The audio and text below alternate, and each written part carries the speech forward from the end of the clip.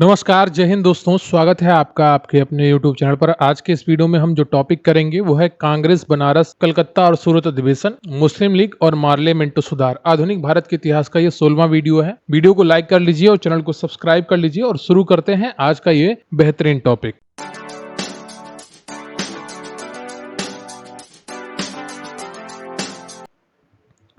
तो अभी हम जिस टॉपिक के प्रश्न करेंगे वो है कांग्रेस के बनारस, कलकत्ता एवं सूरत अधिवेशन। आपका पहला प्रश्न है, आईएएस प्रीद 1997 में पूछा गया था कि 18 वर्ष की आयु में स्नातक, 20 वर्ष की आयु में प्रोफेसर तथा सुधारक के सह संस्थापक, 25 वर्ष की आयु में सार्वजनिक सभा और प्रांतीय सम्मेलन के मंत्री, 29 वर्ष की आयु में राष्ट्रीय कांग्रेस के मंत्री, 31 वर्ष की आयु में महत्वपूर्ण रॉयल कमीशन के समक्ष अग्रणी प्रभा, 34 वर्ष की आयु में प्रांतीय विधायक और 36 वर्ष की आयु में इंपीरियल विधायक, 39 वर्ष की आयु में भारतीय राष्ट्रीय कांग्रेस के अध्यक्ष, एक देशभक्त जिसे महात्मा गांधी ने स्वयं अपना गुरु माना है। इन शब्दों में एक जीवनीकार ने वर्णन किया है। किसका वर्णन किया है यह आपसे पूछा गया है और इसका जो सही उत्तर है आपका वो सही है सी ऑप्शन, गोपाल कृष्ण गोखले का।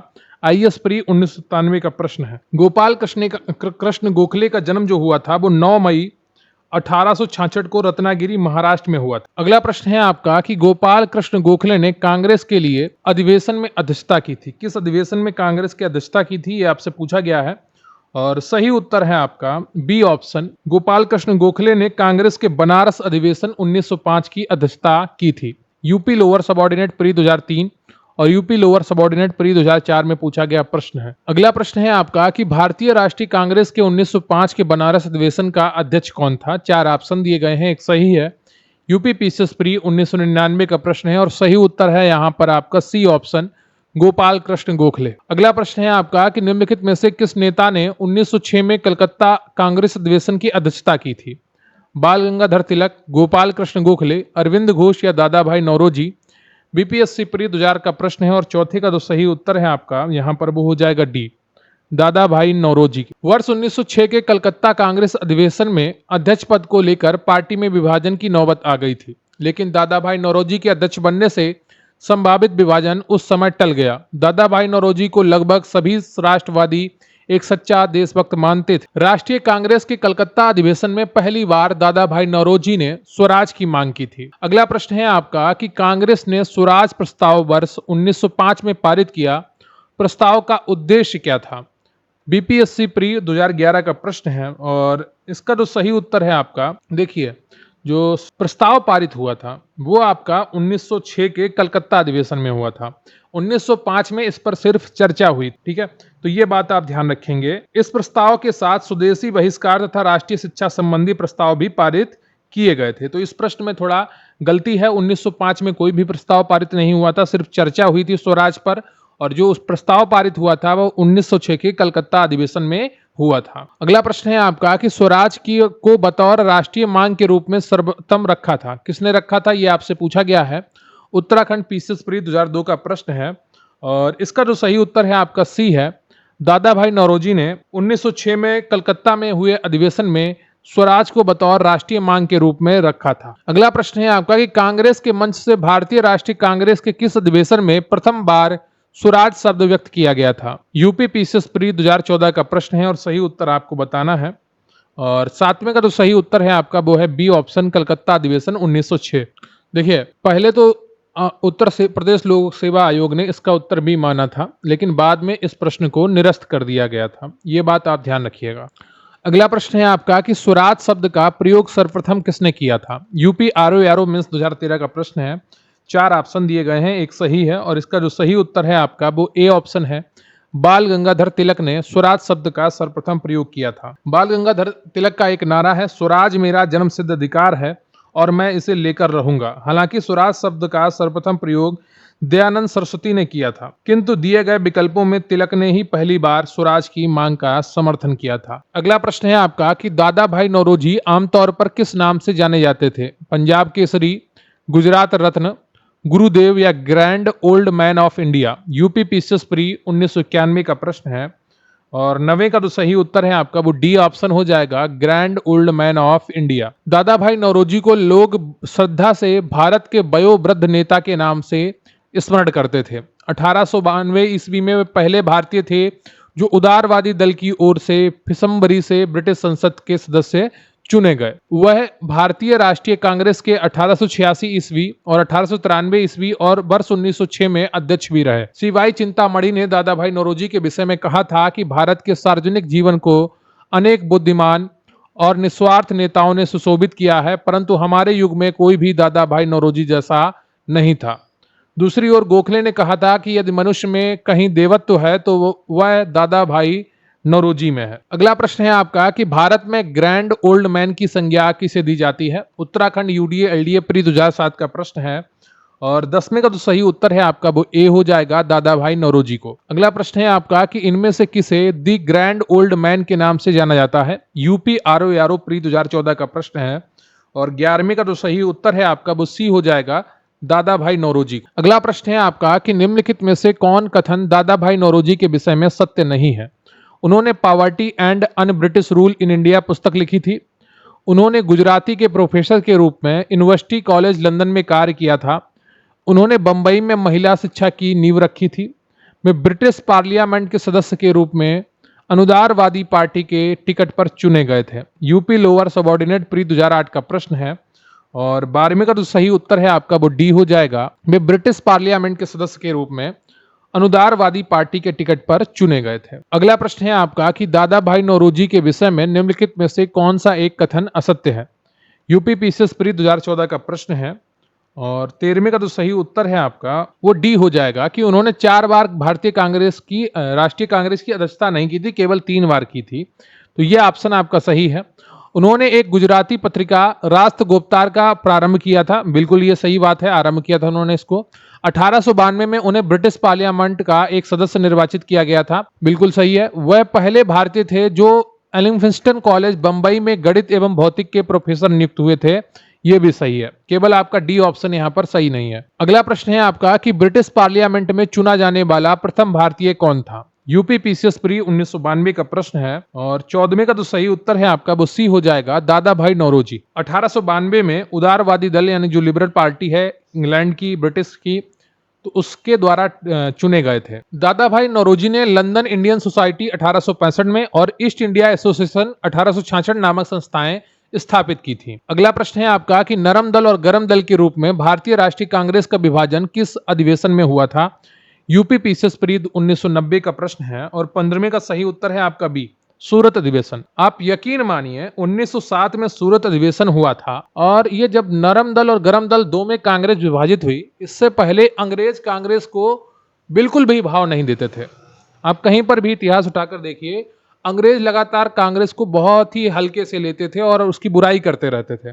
लेकिन जब गरम दल और नरम दल दो दल में टूटी और गरम दल ने तांडव करना शुरू किया अंग्रेजों के खिलाफ, तो अंग्रेजों को लगा यार इनसे अच्छे तो नरम दल वाले हैं, इनसे बात करके देखो, ये नुकसान नहीं पहुंचाएंगे। तब कांग्रेस को वैल्यू मिलनी शुरू हुई जब गरम दल ने तांडव करना शुरू किया। तो ये बात आप समझ लीजिए कि जब तक डर नहीं होता ना तब तक आपकी कोई बात नहीं सुनता, आपकी कोई वैल्यू नहीं समझता। 15वें का बी ऑप्शन आपका सही है। 1907 के सूरत अधिवेशन में ये 23वां वार्षिक सम्मेलन था और इसमें उदारवादी और उग्रवादियों में अध्यक्ष पद को लेकर कांग्रेस में विभाजन हो गया। उग्रपंथी जहां लाला लाजपत राय को अध्यक्ष बनाना चाहते थे, वहीं उदारवादी रास बिहारी बोस को अध्यक्ष बनाना चाहते थे और अंततः रास बिहारी घोष ही आपके अध्यक्ष बनने में सफल हुए। सम्मेलन में उग्रवादियों द्वारा वर्ष 1906 में पास कराए गए प्रस्ताव स्वदेशी बहिष्कार, राष्ट्रीय शिक्षा और सुशासन के प्रयोग को लेकर विवाद और गहरा हो गया। अंततः दोनों पक्ष खुले संघर्ष के बाद कांग्रेस में पहला विभाजन हुआ। ठीक है, तो अध्यक्ष पद के लिए यहां पर लड़ाई हुई थी। गरम दल चाहता था कि लाला लाजपत राय अध्यक्ष बने और नरम दल चाहता था कि अरविंद जो रास बिहारी घोष हैं वो अध्यक्ष बने। ठीक है, अरविंद नहीं, रास बिहारी घोष अध्यक्ष बने, इसलिए यहां पर यह पूरा विवाद हुआ था। अगला प्रश्न है आपका कि भारतीय कांग्रेस कहां पर उदारवादियों एवं उग्रवादियों दो भागों में विभाजित हुई थी? यूपी पीसीएस मेंस 2012 का प्रश्न है और इसका सही उत्तर आप सभी को पता है, ए ऑप्शन सूरत अधिवेशन 1907। अगला प्रश्न है आपका कि 1907 के भारतीय राष्ट्रीय कांग्रेस के सूरत के वार्षिक अधिवेशन के अध्यक्ष कौन थे? यूपी यूडीए एलडीए प्री 2010 और यूपी पीसीएस मेंस 2007 का प्रश्न है और 17वें का जो सही उत्तर है आपका डी है, आरबी घोष, रास बिहारी घोष। अगला प्रश्न है आपका कि भारतीय राष्ट्रीय कांग्रेस के वर्ष 1906 में विख्यात कलकत्ता अधिवेशन में 4 संकल्प पारित किए गए थे। सूरत में 1907 में हुए कांग्रेस के अगले अधिवेशन में इन चारों संकल्पों को स्वीकार करने अथवा उन्हें अस्वीकृत करने के प्रश्न पर कांग्रेस में विभाजन हो गया। निम्नलिखित में से कौन सा एक संकल्प इन चारों संकल्पों में नहीं था? बंगाल के विभाजन को रद्द करना, बहिष्कार, राष्ट्रीय शिक्षा या स्वदेशी। आईएएस प्री 2010 का प्रश्न है और 18वें का जो सही उत्तर है आपका वो ए है, बंगाल के विभाजन को रद्द करना। अगला प्रश्न है आपका कि 20वीं सदी के प्रारंभिक वर्षों में कांग्रेस में विभाजन की प्रक्रिया शुरू हुई थी। बीपीएससी प्री 2015 का प्रश्न है और किस कारण शुरू हुई थी ये आपसे पूछा गया है। कांग्रेस के आंदोलन की रणनीतियों पर, ये तो सही बात है। कांग्रेस आंदोलन के उद्देश्यों पर, यह भी सही बात है। कांग्रेस आंदोलन में लोगों की भागीदारी पर, यह भी सही बात है। तो आपका डी ऑप्शन यहां पर सही हो जाता है। जो नरमपंथी लोग थे वो क्या करते थे, घटनाक्रमों के अनुरूप अपनी रणनीति में फेरबदल नहीं कर पाते थे। वे यह महसूस ना कर सकें कि उनकी उपलब्धियों ने उनकी राजनीति को अव्यवहारिक बना दिया, इस कारण वहां पर फूट पड़ी थी। अगला प्रश्न है आपका कि भारतीय राष्ट्रीय कांग्रेस में सूरत की फूट हुई थी, 1907 में हुई थी। उत्तराखंड यूडीए एलडीए प्री 2003 का प्रश्न है। अगला प्रश्न है आपका कि भारतीय राष्ट्रीय कांग्रेस का प्रथम विभाजन कब हुआ? 1907 में हुआ था। UP pieces pre 1991। अगला प्रश्न है आपका कि सूरत विभाजन का नेतृत्व किया गया, ह्यूम ने, डफरिन ने, तिलक ने या गांधी जी ने? उत्तराखंड पीसेस में 2002 का प्रश्न है और इसका जो सही उत्तर है वो है सी ऑप्शन, तिलक। बाल गंगाधर तिलक ने इसका नेतृत्व किया था। अगला प्रश्न है आपका कि वर्ष 1907 में सूरत में भारतीय राष्ट्रीय कांग्रेस के विभाजन का मुख्य कारण क्या था? लॉर्ड मिंटो द्वारा भारतीय राजनीति में सांप्रदायिकता का प्रवेश करना, क्या यह था? नहीं, ये बिल्कुल भी नहीं था। अंग्रेजी सरकार के साथ नरमपंथियों की वार्ता करने की क्षमता के बारे में चरमपंथियों में विश्वास का अभाव था। यह ऑप्शन आपका यहां पर सही है, बी ऑप्शन। आईएएस प्री 2016 का प्रश्न है। तो अभी हम जो प्रश्न करेंगे वो है मुस्लिम लीग का गठन 1906 में जो हुआ है उससे जुड़े हुए प्रश्नों को अब हम करने वाले हैं। वीडियो को लाइक कर लीजिएगा और चैनल को सब्सक्राइब कर लीजिएगा। आपका यहाँ पर पहला प्रश्न है कि निम्नलिखित में से किसने ऑल इंडिया मुस्लिम लीग की स्थापना की थी? सर सैयद अहमद खान, सर मोहम्मद इकबाल, आगा खां या नवाब सलीमुल्लाह खान? बीपीएससी प्री 1996 और यूपी पीसीएस प्री 2007 का प्रश्न है और इसका जो सही उत्तर है आपका वो डी ऑप्शन हो जाएगा, नवाब सलीमुल्लाह खान। अक्टूबर 1906 में आगा खां के नेतृत्व में मुस्लिमों के शिमला प्रतिनिधि मंडल ने एक ऐसी केंद्रीय मुस्लिम सभा बनाने का विचार किया जिसका उद्देश्य मुसलमानों के हितों को संरक्षण देना था। इसी विचारण के अनुरूप ढाका में संपन्न अखिल भारतीय मुस्लिम शैक्षिक सम्मेलन के दौरान दिसंबर 1906 में इस सम्मेलन के स्वागत समिति के अध्यक्ष तथा राजनीतिक बैठकों के संयोजक ढाका के नवाब सलीमुल्लाह खान ने अखिल भारतीय मुस्लिम लीग का गठन का प्रस्ताव किया। वकार उल मुल्क इसके अध्यक्ष थे। अगला प्रश्न है आपका कि मुस्लिम लीग के संस्थापक कौन थे? लियाकत अली, शौकत अली, नवाब सलीमुल्लाह या एम.ए. जिन्ना? यूपी पीसीएस में 2006 का प्रश्न है और इसका जो सही उत्तर है आपका वो सी है, नवाब सलीमुल्लाह। अगला प्रश्न है आपका कि 1906 में मुस्लिम लीग की स्थापना हुई थी लाहौर में, दिल्ली में, कलकत्ता में या ढाका में? एमपी पीसीएस प्री 1992 और यूडीए एलडीए प्री 2007 का प्रश्न है और तीसरे का जो सही उत्तर है आपका वो डी हो जाएगा, ढाका में हुई थी, वर्तमान बांग्लादेश। अगला प्रश्न है आपका कि अखिल भारतीय मुस्लिम लीग की स्थापना किस वर्ष में हुई थी? एमपी पीसीएस प्री 2014 का प्रश्न है। सही उत्तर आप सभी को पता है, वर्ष 1906 में हुई थी। अगला प्रश्न है आपका कि मुस्लिम लीग का प्रथम अध्यक्ष कौन था? आगा खां, हमीद खां या हसन खां या M A. Jinnah? UP PCS pre 1997, Chhattisgarh PCS pre 2015 का प्रश्न है और पांचवें का जो सही उत्तर है आपका वो ए हो जाएगा, आगा खां था। अगला प्रश्न है आपका कि 1907 में मुस्लिम लीग का वार्षिक अधिवेशन कहां हुआ था? ढाका में, कराची में, अलीगढ़ में या लखनऊ में? यूपी लोअर सबऑर्डिनेट प्री 2008 का प्रश्न है और छठे का जो सही उत्तर है आपका वो बी हो जाएगा, कराची में। जो 1906 में पहला अधिवेशन मुस्लिम लीग का स्थापना हुई थी जिसके द्वारा वो ढाका में हुआ था और 1907 का अधिवेशन वार्षिक कराची में हुआ और 1908 का वार्षिक अधिवेशन अमृतसर में हुआ था। अगला प्रश्न है आपका कि मुस्लिम लीग ने अपना वार्षिक अधिवेशन नियमित रूप से प्रारंभ किया था?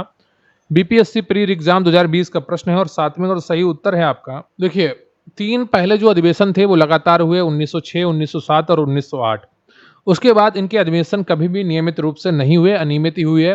बिहार लोक सेवा आयोग ने इसका विकल्प डी माना था लेकिन वो सही नहीं है, ठीक है, तो वो आपका सही नहीं है, आप देख लीजिए। वैसे यहाँ पर ई सही होगा, इनमें से कोई नहीं, क्योंकि कभी भी नियमित रूप से नहीं हुए, पहले तीन छोड़ के। अगला प्रश्न है आठवां, निम्नलिखित वक्तव्यों पर विचार कीजिए।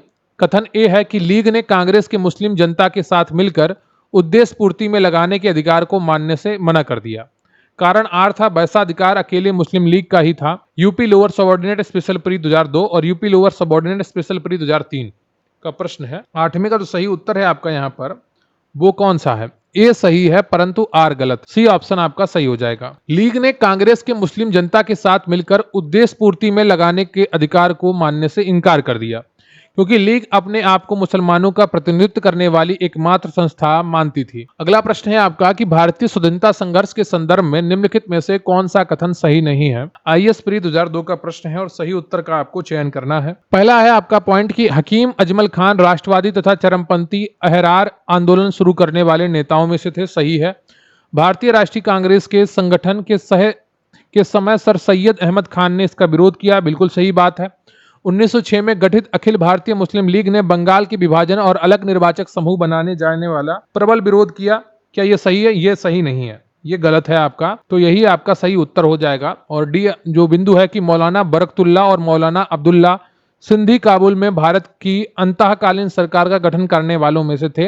यह बिल्कुल आपका सही है। अगला प्रश्न है आपका कि 1906 में मिंटो से शिमला में मिले मुसलमानों के शिष्टमंडल ने प्रार्थना की। काहे की प्रार्थना की? आपसे पूछा गया है। बीपीएससी प्री 2004 का प्रश्न है और इसका जो सही उत्तर है आपका वो है ए, मुसलमानों के लिए पृथक निर्वाचक वर्ग बनाने की प्रार्थना की थी। 1906 में मिंटो से शिमला में मिलने पर मुसलमानों के शिष्टमंडल ने यह बात की थी। अगला प्रश्न है आपके सन 1908 में अखिल भारतीय मुस्लिम लीग की एक लंदन शाखा की स्थापना हुई थी। किसकी अध्यक्षता में यह पूछा गया है? आईएएस प्री 2001 का प्रश्न है और 11वें का जो सही उत्तर है आपका वो बी हो जाएगा।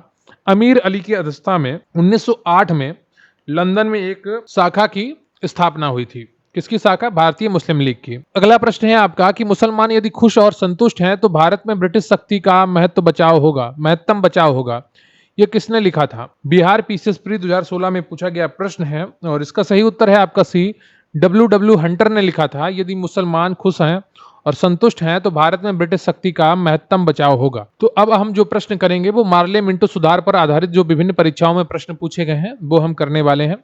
वीडियो को लाइक कर लीजिएगा और चैनल को सब्सक्राइब कर लीजिएगा। पहला प्रश्न है आपका कि मार्ले मिंटो सुधार बिल किस वर्ष में पारित किया गया?